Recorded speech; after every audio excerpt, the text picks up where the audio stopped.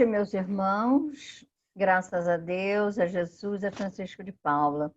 É um prazer enorme nós estarmos aqui conversando com todos vocês e hoje reinaugurando a nossa reunião, a nossa sessão de conforto, que ela se passa toda sexta-feira, toda primeira sexta-feira do mês. Vocês se lembram que nós sempre falávamos a mesma coisa? O nosso trabalho, para aqueles que vêm aqui pela primeira vez, nós vamos explicar como fazemos o trabalho. A cada semana nós fazemos o estudo alternado do Evangelho e do Livro dos Espíritos. Sendo que na primeira semana de cada mês nós temos a reunião chamada Conforto, quando vem uma pessoa de fora, um palestrante de outra casa espírita, né, fazer o estudo. O estudo da noite de hoje vai ser do livro Primícias do Reino. E esse livro vai ser o capítulo 14, se não me falha a memória, que é A Mulher Hemorraíça. Então, vamos começar. Eu vou pedir ao nosso irmão Adilson que leia uma mensagem para nós começarmos a nos acalmar e a nos concentrar. Graças a Deus. Sejam todos bem-vindos. Graças a Deus, a Jesus e a Francisco de Paula. Estão me ouvindo? Do livro Vinhas de Luz, na intimidade do ser. Vós, pois, como eleitos de Deus, santos e amados, silenciar. E amados, revesti-vos de entranhas de misericórdia. Não, acho que não precisa. Humildade, mansidão, longanimidade. Paulo, carta ao Colossenses, capítulo 3, versículo 12.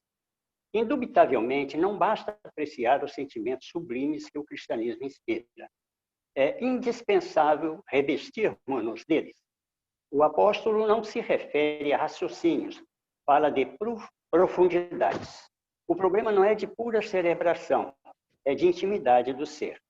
Alguém que possua roteiro certo do caminho a seguir, entre multidões que o desconhecem, é naturalmente eleito para administrar a orientação. Detendo tão copiosa bagagem de conhecimento acerca da eternidade, o cristão legítimo é pessoa indicada a proteger os interesses espirituais de seus irmãos na jornada evolutiva. No entanto, é preciso encarecer o testemunho que não se limita à fraseologia brilhante. Imprescindível é que estejamos revestidos de entranhas de misericórdia para enfrentarmos com êxito os perigos crescentes do caminho. O mal, para ceder terreno, compreende apenas a linguagem do verdadeiro bem. O orgulho, a fim de renunciar aos seus propósitos infelizes, não entende senão a humildade. Sem espírito fraternal, é impossível quebrar o escuro estilete do egoísmo. É necessário dilatar sempre as reservas de sentimento superior, de modo a avançarmos vitoriosamente na senda da ascensão. Os espiritistas sinceros encontrarão luminoso estímulo nas palavras de Paulo. Alguns companheiros, por certo, observarão em nossa lembrança mero problema de fé religiosa, segundo seu modo de entender. Todavia, entre fazer psiquismo por alguns dias e solucionar questões para a vida eterna, há sempre considerável diferença. Graças a Deus. Graças a Deus, a Jesus e a Francisco de Paula. Então, meus irmãos, agora nós vamos ler a mensagem da nossa querida irmã Sheila para começarmos realmente a nossa reunião. E eu vou deixar que o nosso irmão, ele próprio se apresente, tá bom? Na hora que for falar, tá bom? Então, vamos lá. É a mensagem do dia da irmã Sheila, compreendendo e perdoando. Não maldigas o irmão que se fez instrumento para a tua dor. Com certeza, ele ainda não conhece a luz da verdade. Ora por ele, pedindo a Deus que o ajude. Assim como todos nós, ele é um enfermo espiritual sob os cuidados de Jesus. Amanhã, quando o véu da ignorância cair e ele enxergar a realidade, se converterá em irmão de jornada, unindo-se à grande família universal. Vale-te do amor para enfrentar as provações de agora. Ama e encontrarás a paz, mesmo em meio a tribulações. Não desfaleças. Segue confiante em Deus, amando e servindo, compreendendo e perdoando, para que a tua libertação não tarde e a felicidade, enfim, te coroe os esforços. Graças a Deus, a Jesus, a Francisco de Paula. Meus irmãos, todos estão me ouvindo? Sim. Graças a Deus. Continuam me ouvindo, né? Porque meu celular aqui apagou, não sei o quê, então vamos ver. Mas vocês estão me ouvindo, ótimo. Então nós vamos falar agora, antes de começarmos realmente, já fizemos a nossa oração, dando boa noite novamente. As lágrimas me ensinaram o valor de um sorriso. As lutas me ensinaram o valor de uma vitória. O tempo me ensinou o valor da espera. E Deus me ensinou o valor da fé. Vamos orar, meus irmãos. Prece a Jesus por Chico Xavier. Senhor Jesus, que tua luz afaste do meu caminho as trevas que se projetam de mim mesmo. Que tua inspiração me guie nas decisões que devo tomar a cada dia. Que eu não seja instrumento do mal para ninguém. Que tua bondade me ensine a ser melhor e que teu perdão me incline à misericórdia para com os meus semelhantes. Mestre amado, tem misericórdia de mim. Não me deixes entregue aos próprios impulsos, que não me falte alegria e ânimo na tarefa que me confiaste. Não me permitas a queda no comprometimento do serviço mediúnico, que a cada dia eu me torne mais digno da confiança dos espíritos amigos. Jesus, divino amigo, somos todos espíritos doentes, revelando as chagas que trazemos na alma. Cura-nos, Senhor, com teu amor, como curaste outrora os cegos, os paralíticos, os leprosos, os desequilibrados mentais.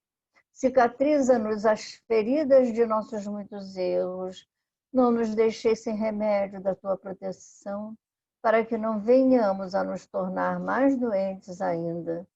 Através de nossas mãos, Senhor, ampara nossos irmãos e humanidade, os tristes, desconsolados, os que estejam pensando em morrer e aqueles que a todo instante temem sucumbir ao peso da cruz. Que tenhamos a palavra certa para encorajá-los e o sorriso amigo que incentive na luta que todos travamos contra nossas próprias deficiências.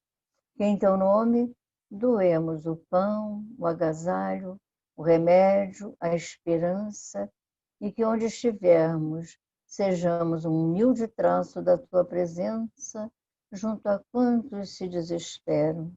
Liberta-nos, Senhor, do jugo de tentação. Não nos consinta cair sob o assédio constante dos pensamentos infelizes. Que os espíritos que nos atormentam se compadeçam de nós e nos perdoem o mal que lhes tenhamos feito outrora. Que assim seja, graças a Deus, a Jesus, a Francisco de Paula. Eu vou pedir à nossa irmã Conceição que possa ler para nós um trechinho do Evangelho, aberto sempre de forma aleatória. Graças a Deus, a Jesus, a Francisco de Paula, capítulo 13, os órfãos. Meus irmãos, amai os órfãos. Se soubesses o quanto é triste estar só e abandonado, principalmente na infância, Deus permite que haja órfãos para nos animar a lhes servir de paz. Que divina caridade é ajudar uma pobre pequena criatura abandonada, impedi-la de sofrer fome e frio, conduzir sua alma a fim de que ela não se perca no vício, Quem estende a mão à criança abandonada agrada a Deus, pois compreende e pratica a sua lei. Considerai também que muitas vezes a criança que socorreis vos foi querida noutra encarnação. E se caso pudesses vos lembrar, isso não seria mais caridade, e sim um dever. Assim, portanto, meus amigos, todo ser que sofre é vosso irmão, e tem o direito à vossa caridade, mas não aquela caridade que fere o coração, não aquela esmola que queima a mão que a recebe, pois vossas esmolas são muitas vezes bem amargas. Quantas vezes seriam recusadas se em casa a doença e a miséria não precisassem delas? Dai delicadamente, acrescentai à vossa dádiva o mais precioso de todos os benefícios, uma boa palavra, uma carícia, um sorriso amigo. Evitai esse tom de proteção que fere o coração já aflito, e pensai que, ao fazer o bem, trabalhais para vós e para os vossos. Graças a Deus. Graças a Deus, a Jesus, a Francisco de Paula. Então, nós vamos dar a palavra, vamos pedir ao nosso irmão Antônio de Pádua que fale para nós sobre o tema de hoje.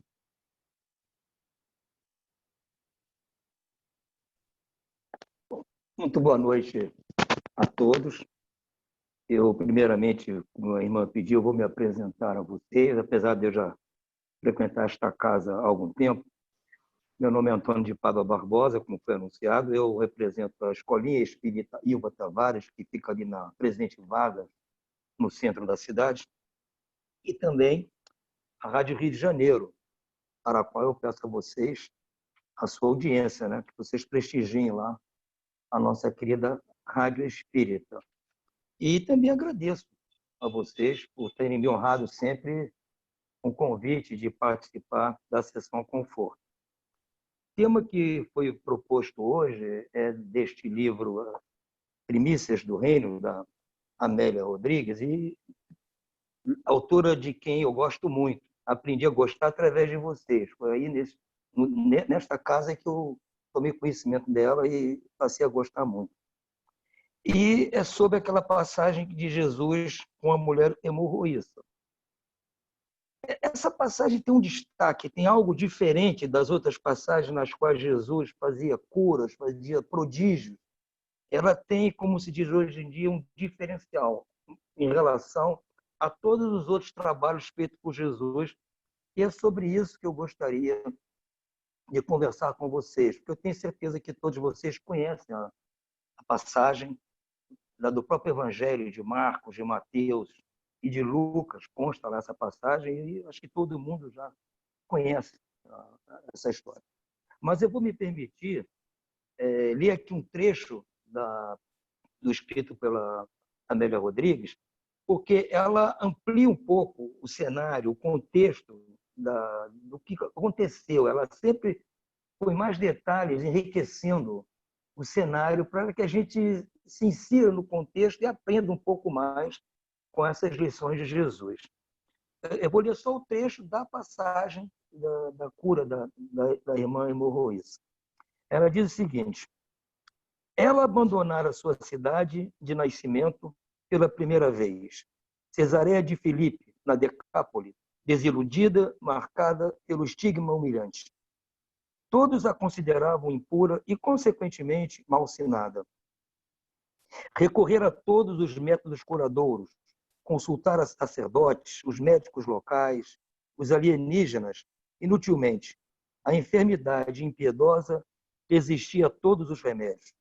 Deixara-se exorcizar, usar os preceitos da lei, submetera-se a experiências que a maltrataram interminavelmente. No entanto, tudo foi inútil. O seu mal era um castigo, um sinal de desventura imposto por Deus. Sem mais esperanças, após ter gasto tudo quanto possuía, resolvera buscar a próspera Cafarnaum na vã tentativa de conseguir um remédio não usado ou conhecer um médico ainda não consultado. O fluxo sanguíneo, porém, não a deixava. Via-se constrangida a esconder-se, ocultando a marca da sua desdita. Tinha agora, pela primeira vez, a oportunidade de falar com ele, o Rabi. Seu nome, seus prodígios conhecia-os através dos que, de suas mãos, haviam recebido a saúde como doação máxima. E ele, o Rabi, ali estava, a alguns passos. Demandava a casa de Jairo, o chefe da sinagoga, cuja filha se encontrava nas malhas da agonia, e toda a cidade lamentava aquela perda irreparável. Amado pela sua bondade e compreensão dos problemas humanos, Jairo buscara o Rabi desde cedo, procurando-o em todo lugar. Recorrer à casa de Simão, procurara na residência dos filhos de Zebedeu e, por fim, fora buscá-lo na praia, após a viagem que fizera ao outro lado do mar. Com Jairo, uma grande e curiosa multidão o seguiu. Também ela estava entre os que o seguiam, a 2 passos, tomada por ansiedade incomparável. Faltava-lhe coragem para falar-lhe. Tantos eram os ouvidos atentos. Conheciam-na e as marcas da sua miséria orgânica denunciavam-lhe o mal que a fizera pusilânime em excesso. Vencida pela anemia, descarnada, até mesmo diante dos médicos, sentia o constrangimento que lhe impunha a doença. Em turbilhão mental, aproximou-se emocionada. Cria nele, sentia-o invadir-lhe o íntimo, como se todo ele desprendesse uma força ignota miraculosa. Nos seus olhos, no seu porte, em todo ele havia uma tão grande serenidade e grandeza. A rua estreita, a multidão se adensando cada vez mais, o turbilhão íntimo faziam-na gritar sem voz, pedir-lhe socorro sem palavras. Vencendo a agonia que a assaltava, com a visão turbada, num movimento irresistível, puxou-lhe a fímbria dos vestidos. E, o sangue estancara, as dores cessaram, toda ela experimentou uma estranha e inusitada sensação. Ainda não recuperara o equilíbrio, ouviu indagar: quem tocou os meus vestidos? E disseram-lhe seus discípulos: vês a multidão que te aperta e dizes: quem me tocou? Ele olhou em derredor como a procurá-la. Nesse momento, atirou-se-lhe aos pés e bradou: fui eu, Senhor, que era desgraçada. Sabia que em tocando tuas vestes poderia recuperar minha saúde. Filha, falara-lhe com ternura e bondade, a tua fé te salvou. Vai em paz, se vê curada deste mal. As inefáveis emoções daquele instante ficaria ali, imóvel, vencida pela gratidão, em lágrimas de júbilo, adorando-o, se o pudesse. Deixaram-na para a realidade os que indagavam o acontecido. Depois de transcorridos alguns dias, volveu aos seus e aos sítios de onde viera do outro lado do mar. Todos queriam vê-la, ouvir-lhe a narrativa, constatar.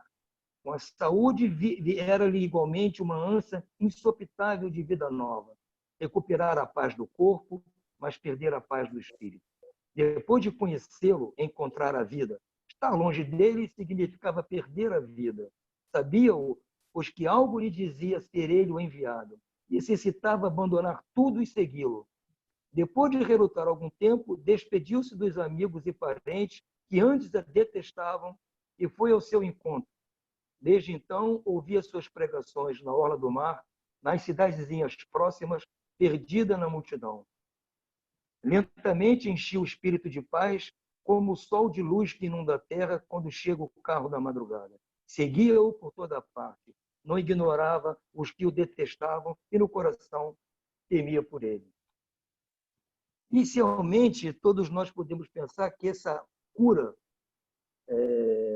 feita por Jesus é semelhante a todos os outros processos de cura que ele realizou, bem como todas as modificações de processos da natureza que ele também fez ocorrer, e são passagens comuns do Evangelho. Né? Ele mesmo, nesse caso, ele estava vindo da cura de um rapaz endemoniado e estava se dirigindo à casa de Jairo, onde iria, entre aspas, ressuscitar a filha de Jairo. Mas nessa cura específica, como eu disse no começo, há um diferencial, há uma coisa diferente em relação aos outros. E o que acontece quando alguém, vamos dizer assim, tem essa capacidade de exercer uma força tal que consegue curar uma outra pessoa, consegue modificar regras da natureza, leis da natureza? Como é que ela age dessa forma? Kardec explica isso de uma forma bem clara na Gênese e no livro dos Médiuns, e até no capítulo do Evangelho, que trata da prece, trata da fé, ele explica como é que agem essas pessoas com relação aos fluidos universais. E nós todos somos, no fundo, um processo de sentimento. O nosso íntimo, mais íntimo, é o nosso sentimento. Nosso espírito é um sentimento que muitas vezes ele age, muitas vezes não, quase sempre, ele age instintivamente, sem que a gente pense antes de agir. Ele age normalmente, diretamente. Isso é normal, porque se nós formos ver no começo dos tempos, os primeiros homens que habitaram aqui a Terra, eles não tinham raciocínio lógico, não tinham como decidir, faz isso ou faz aquilo. Eles tinham que enfrentar a natureza com as suas dificuldades. Então, eles agiam como agiam antes dos animais, só pelo instinto.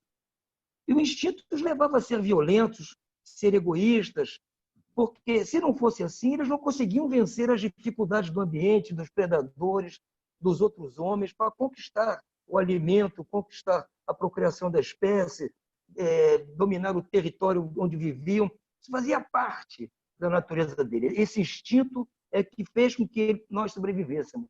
Mas, ora, nós estamos aqui para evoluir, de simples e ignorantes a bons e sábios. É claro que esse instinto tem que ser transformado. E a forma que Deus achou de nos ajudar nessa transformação foi o uso do raciocínio, da lógica, da inteligência, do livre-arbítrio, das escolhas nossas. Então, nós estamos vindo, desde aquela época, aprendendo com as dificuldades, com as consequências das nossas ações. Estamos aprendendo a dominar esse instinto que está cada vez mais deixando de ser violento, deixando de ser egoísta, para tornar-se bom, sabe?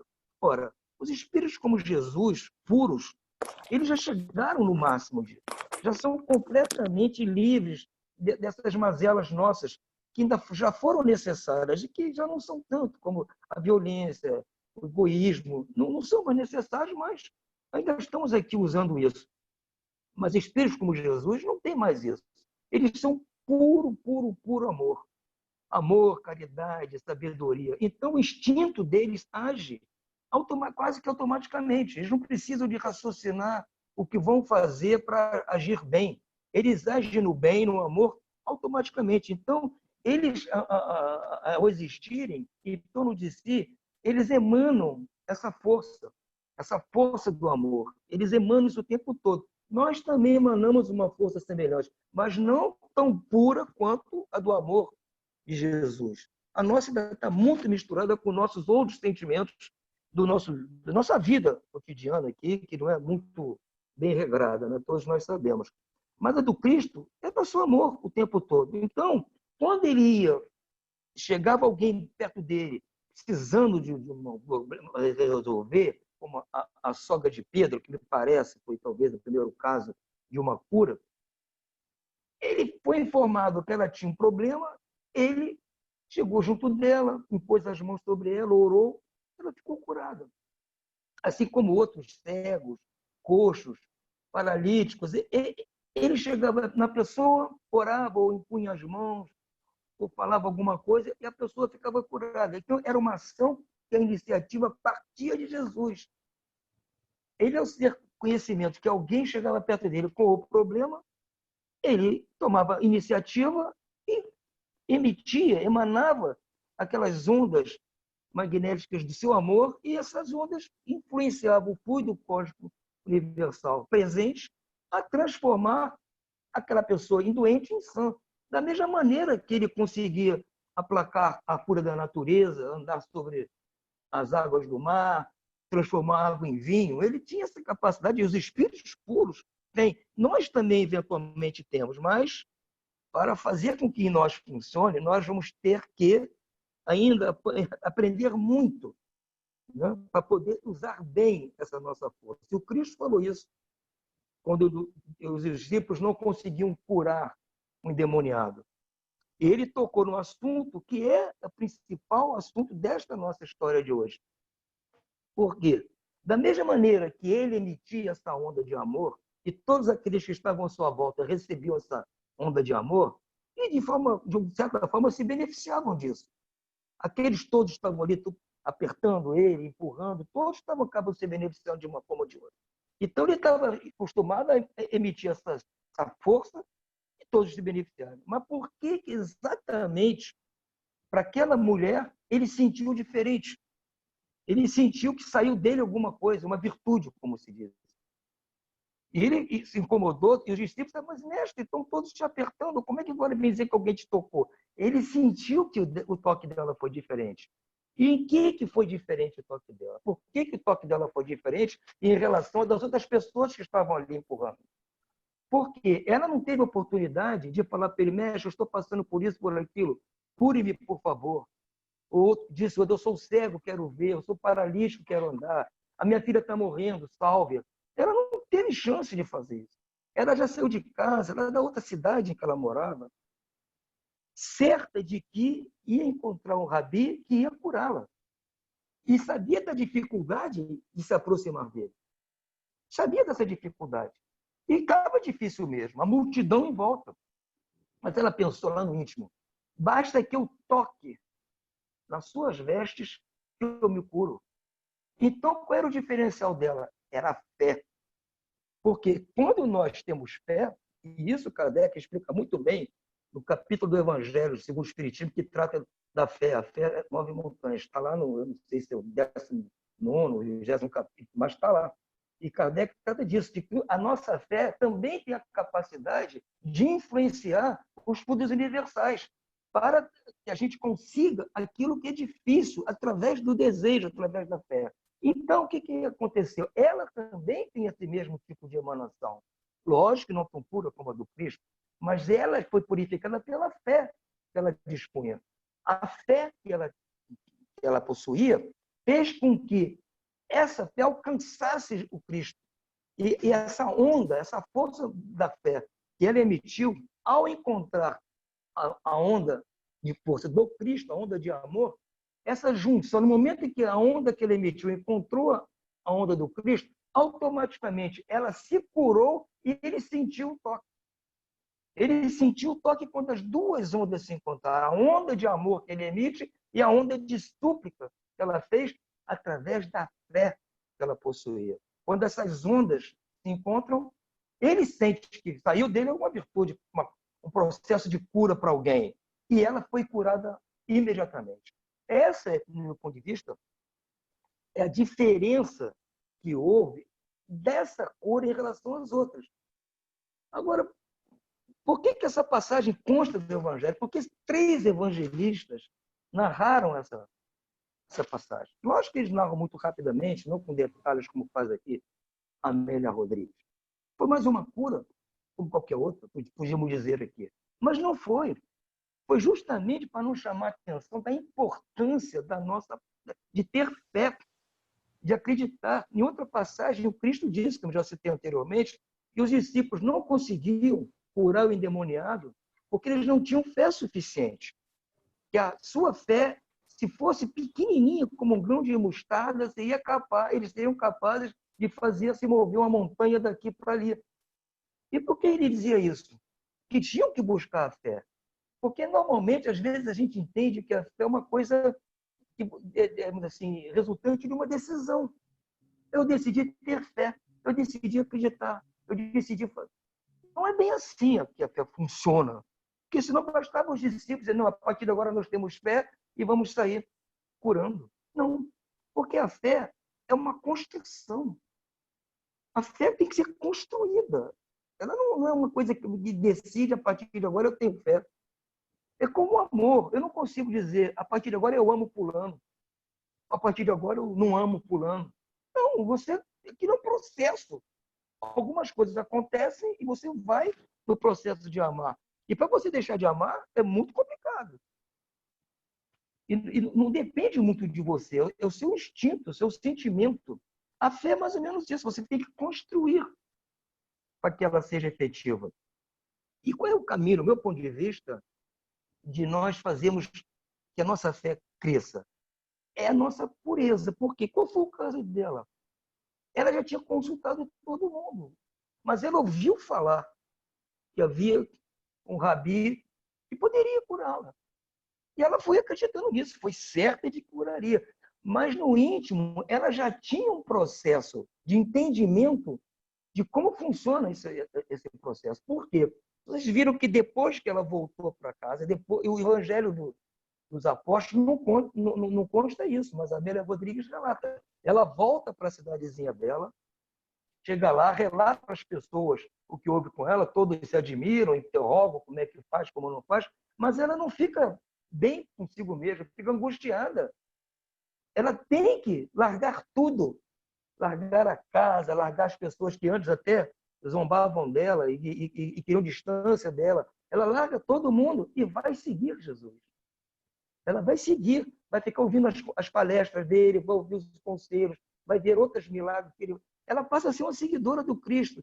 Então, ela, antes de conhecer o Cristo, ela já tinha dentro de si este sentimento diferente das outras pessoas.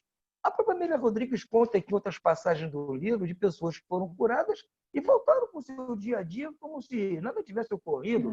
E o próprio Cristo fica triste com isso. Tem uma passagem aqui, antes dessa da mulher hemorroísa, se não me engano, tem 9 ou 8, que é isso, é Jesus triste. Pedro pergunta, por que está triste? Ele fala, porque você acabou de curar muita gente, todas as pessoas estão aí. Ele fala, infelizmente, eu curei, mas estou triste porque eles não estão aproveitando, vão se curar desta doença que eu curei, mas vão começar a dar ações que vão justificar outras doenças no futuro. Eles não foram curados por dentro. Curaram daquela doença específica que o Cristo curou, mas vão voltar a ter outras doenças que não se curaram por dentro. Não foi o caso dela. Ela largou tudo e foi seguir o Cristo. E nesse aqui, há uma nota de rodapé mencionando que esta mulher seguiu o Cristo até o final. Ela foi acompanhá-lo quando ele carregava a cruz. Ela chamava-se Verônica. Foi ela que tentou diminuir o suor e o sangue do rosto do Cristo, botando um lenço de linho no seu rosto, e dizem que ficou até estampado no lenço o rosto do Cristo. Então, ela seguiu o Cristo até o momento final. Então, ela era diferente. Por isso que ela tinha. A fé que ela tinha foi construída. E nós temos que procurar justamente fazer isso. Construir a nossa fé. E lá nesse capítulo do Evangelho que trata da fé, há um item que fala isso. A fé é mãe da esperança e da caridade. Então, o que constitui a fé? A fé constitui a esperança e a caridade. Então, uma simples conta de adição matemática, de aritmética, né? A soma é a fé, duas parcelas, a esperança e a caridade. Se eu quero aumentar a fé, eu tenho que aumentar uma das outras parcelas para poder aumentar a soma. Ora, a esperança, eu não tenho como aumentar muito. Eu tenho esperança que aconteça algo, a esperança é estática. O que eu posso aumentar nessa simples soma é a caridade. Porque se eu aumentar a caridade, a minha fé vai aumentar. E a caridade engloba muitas coisas. A caridade é desde você dar um pão a quem está precisando, até adquirir conhecimento.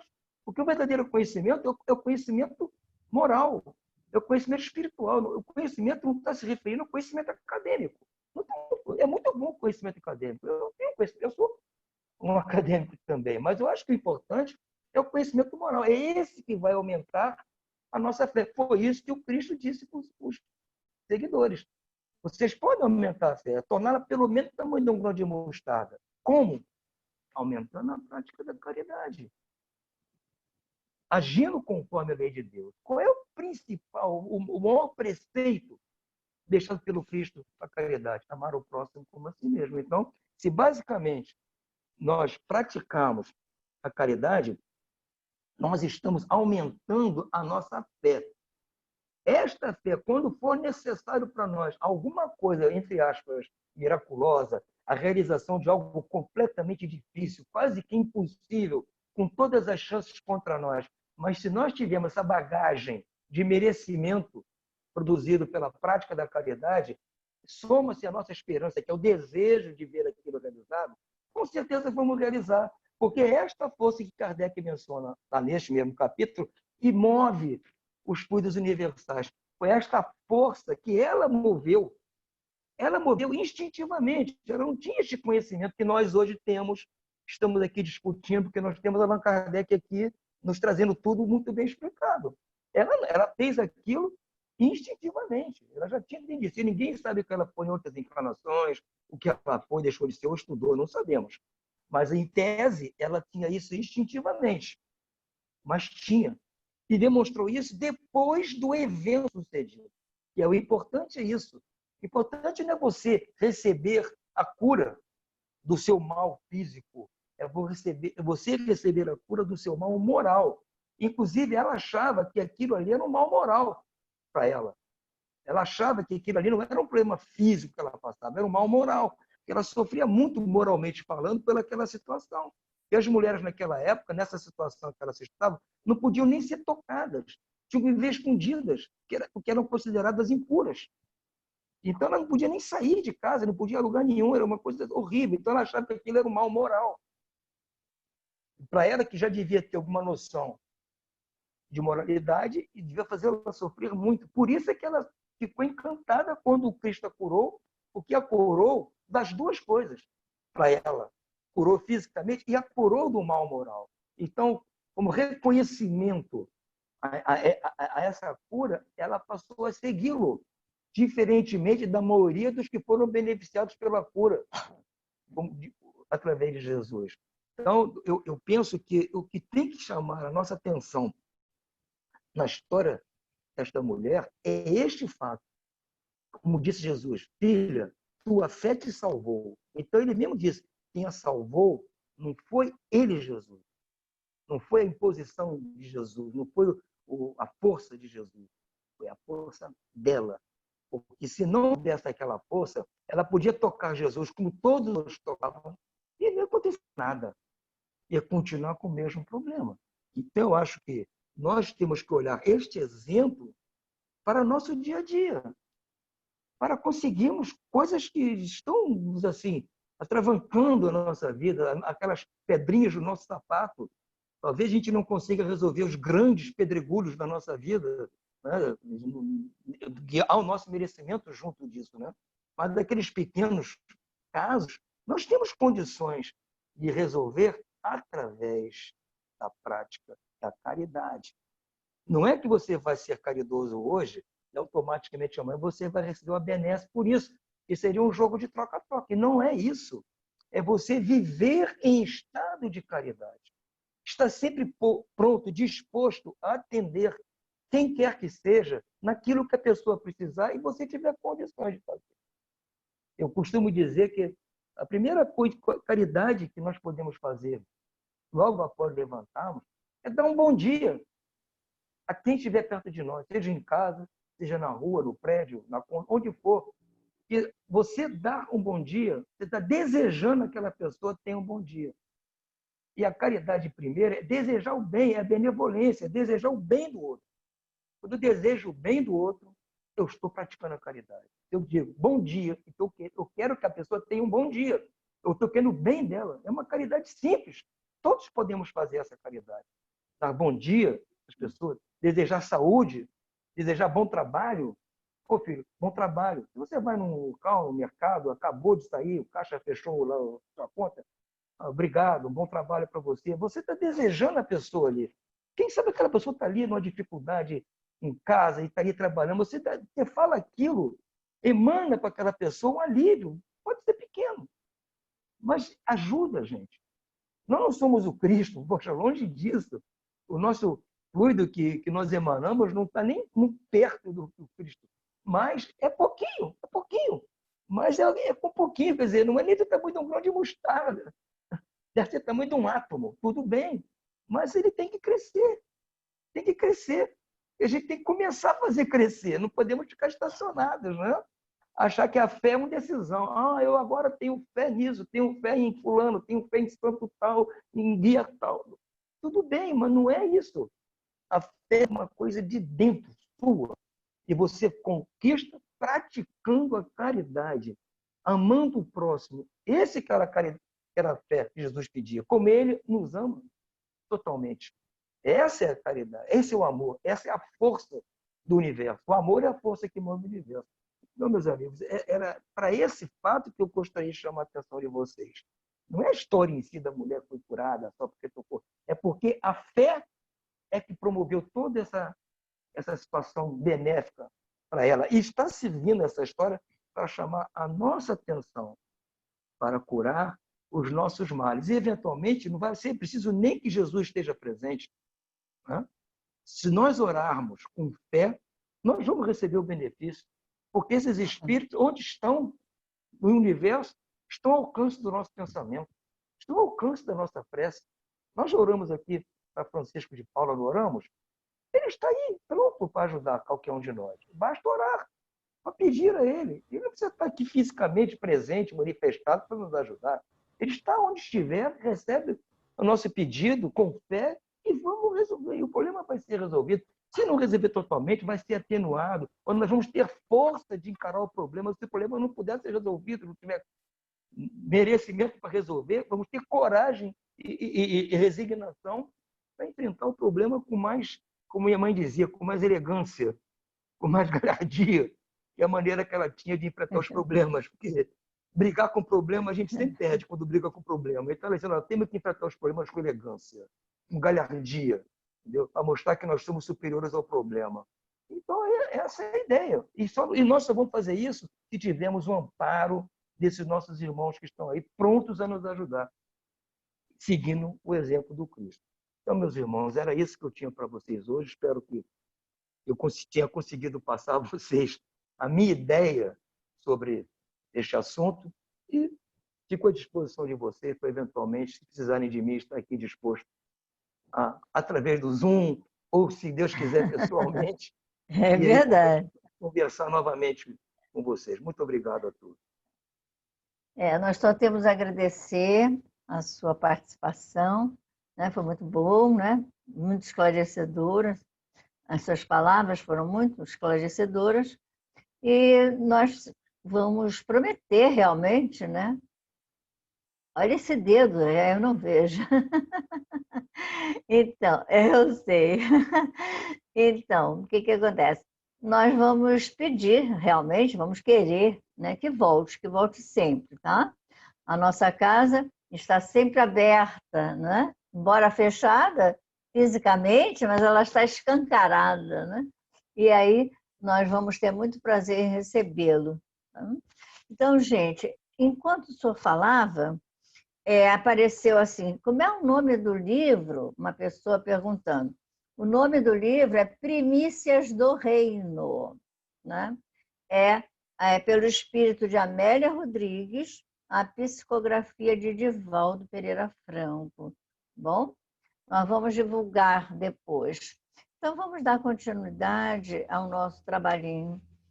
E chegou o momento agora de nós fazermos a irradiação. Se a casa estivesse aberta mesmo, né? Literalmente falando, nós teríamos agora o momento do passe. Mas não vamos ter o passe, é lógico. Todo mundo já foi agraciado, todo mundo já recebeu uma chuva de fluidos, né? Todos estamos aqui com essa fé que o nosso irmão falou, né? E nós, lógico que estamos recebendo, e muito, vindo do alto, né? Essa ajuda, vinda do alto, essa ajuda, e nós precisamos manter em nós acesa essa chama da fé, sempre, sempre, sempre, sempre. O próprio Kardec, no Evangelho, né, ele começa falando que fé inabalável, não é? Tem uma frase do Kardec dizendo isso, que fé inabalável é aquela que pode... Deixa eu ver se eu lembro de cor, eu acho que não lembro de cor, não, mas a gente lê, né? O Evangelho está aqui pertinho. Então, diz assim, ó, fé inabalável é somente a que pode encarar a razão face a face em todas as épocas da humanidade. Então, é isso que nós precisamos ter, essa fé inabalável, essa fé pequenininha que seja, né? Do tamanhozinho do grão de mostarda, que é mínimo, parece uma cabecinha de alfinete, né? Bem pequenininho mesmo. Mas nós vamos conseguir chegar lá com essa fé e com essa certeza, porque fé, para mim, a minha definição de fé é certeza, né? É certeza. de que nós vamos conseguir, porque nós vamos trabalhar, nós não vamos ficar esperando cair do céu, que nada cai do céu, não. Nós temos que nos esforçar para conseguirmos aquilo que nós desejamos alcançar, sem esmorecimento, né? Com bastante tenacidade. Bom, então agora, meus irmãos, nós estávamos falando que o passe não vai haver, claro, mas nós vamos fazer uma irradiação. A irradiação pode ser feita porque nós vamos mentalizar Jesus. Jesus, que Ele possa colocar a sua mão amiga, que todos nós possamos encostar no seu manto e pedir que Ele leve a toda a humanidade tão carente de amor, tão necessitada da sua ajuda, que Ele possa levar essa ajuda onde houver um irmãozinho nosso necessitando de paz, de saúde, de tranquilidade, que esse nosso irmãozinho possa ser atendido e que possa conseguir retornar à sua saúde e caminhar, continuar, prosseguir a sua caminhada, seguindo Jesus, Ele que é o caminho, a verdade, a luz, que nós possamos, de mãos dadas com Ele, que Ele possa nos levar por esse caminho de forma tranquila, livrando-nos dos obstáculos para que não caiamos nos abismos e que possamos, pela sua mão, chegar ao destino, chegar que é justamente a nossa evolução moral. Para isso nós fomos criados, é para evoluirmos. Então, que nós possamos manter firmes em nós a fé para que possamos evoluir, que possamos chegar a esse ponto, né, de evolução moral. Então, graças a Deus, a Jesus, a Francisco de Paula, nós vamos pedir, no final. Eu já até fiquei tão assim, longe, orando, mas então agora nós vamos pedir a nossa irmã Rosa, que faça por nós a prece de agradecimento e encerramento. Graças a Deus. Rosa? Graças a Jesus e graças a Francisco de Paula. Senhor, Não estou te vendo, Rosa. Jesus, Agora sim. nosso mestre, e Francisco de Paula, nosso amigo querido, neste momento, Senhor, unimos os nossos pensamentos, agradecendo por estes momentos de paz, de tranquilidade, de reconforto e de esperança. Jesus, nosso mestre, governador deste planeta, nós vos agradecemos, Jesus, a oportunidade que temos de estarmos aqui, Jesus, nesse trabalhinho. E nós vos rogamos, amparai-nos a todos, a esta humanidade que por momentos tão difíceis está passando. Fortalecei a nossa fé, Jesus, para que possamos, através desta fé, superar as dificuldades. Fortalecei, Jesus, a nossa esperança no dia de amanhã. Envolvei-nos, Jesus, nas vossas bênçãos, na vossa luz. E agradecendo a Francisco de Paula, nós vos rogamos também, Francisco, envolvei-nos a todos, Francisco, na tua bandeira branca de paz, nos trazendo a esperança de que muito em breve possamos retornar às nossas atividades, possamos retornar à nossa tranquilidade. Agradecemos a todos os amigos espirituais, mentores da Casa de Francisco, aos nossos guias pessoais, a todos eles. E pedimos sempre, Jesus, fortalece a nossa fé, ampara-nos, Jesus, e envolvei-nos, Jesus, nas vossas bênçãos. Graças a Deus, a Jesus e a Francisco de Paula. Graças a Deus. Então, agora nós vamos pedir a Márcia que leia o boletim da casa.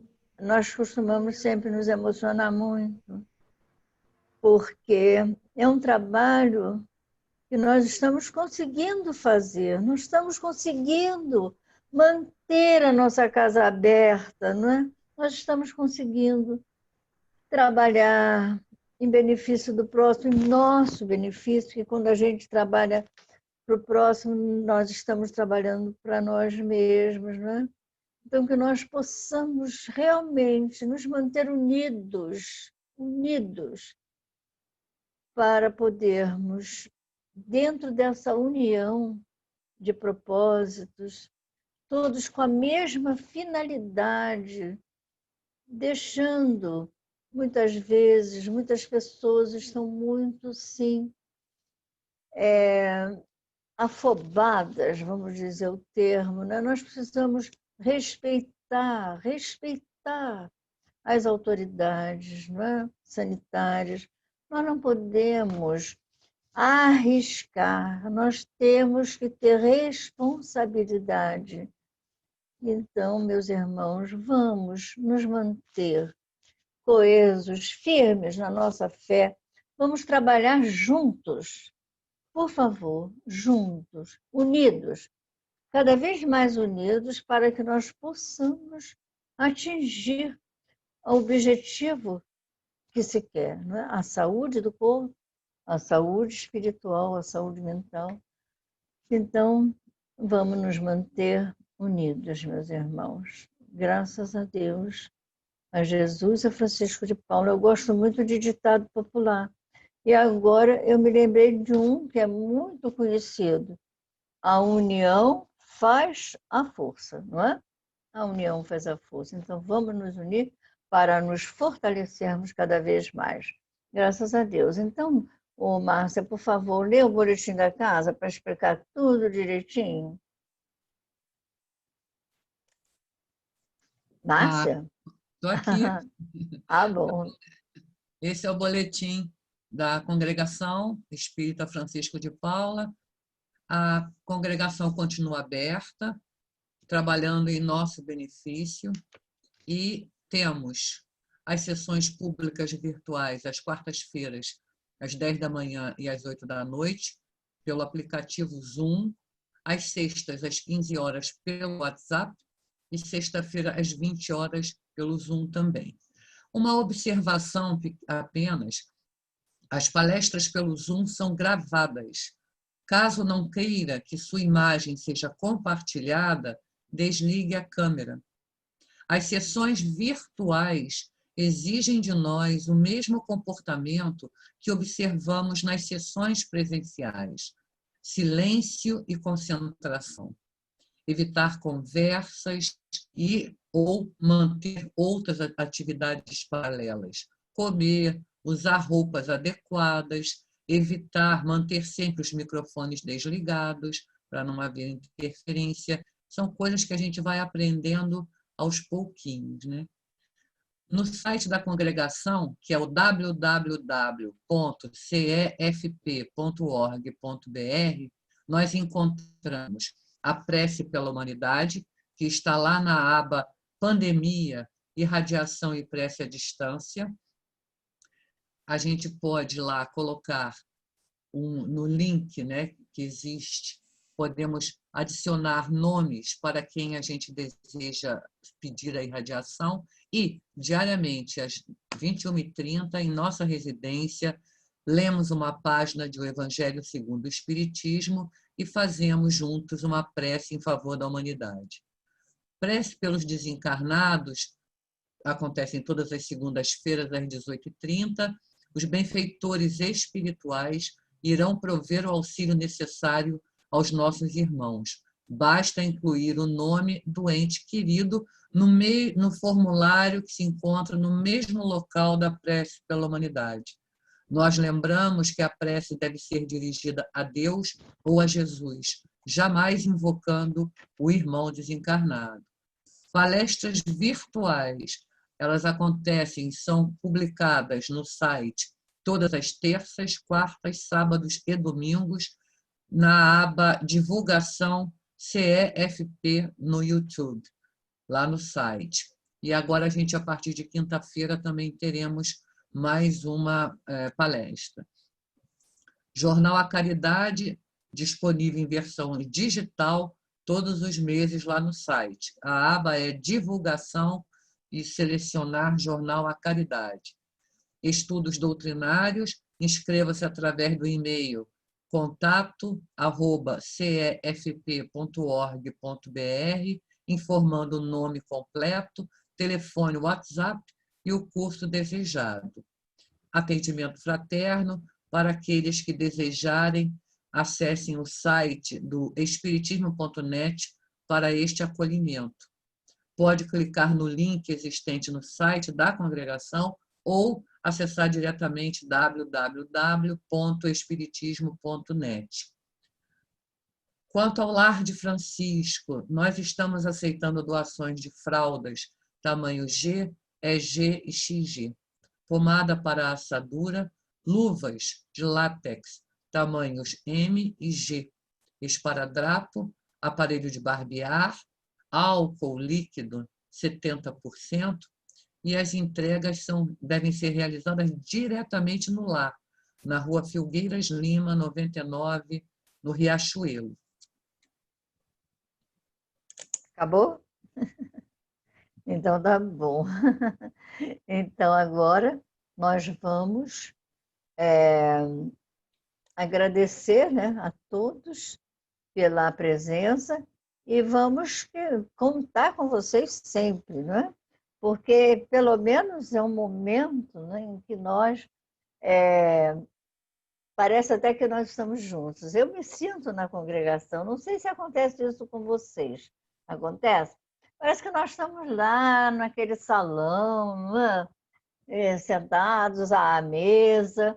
É isso que a gente precisa, essa união, esse esforço que a gente precisa fazer para nos mantermos sempre, sempre, sempre assim, voltados para a caridade e para dar prosseguimento ao nosso trabalho. Não se pode parar, vamos em frente, não é? Então, nós aguardamos vocês a toda hora, porque eu estou toda hora aí, não é? Mas, enfim, na próxima sexta-feira, se Deus quiser, estaremos juntos outra vez, tá bom? Um grande abraço para todos. Meus braços, olha, eu queria que eles fossem uns braços quilométricos para poder abraçar todos, tá? Fiquem com Deus, que o nosso querido, amado Jesus, né?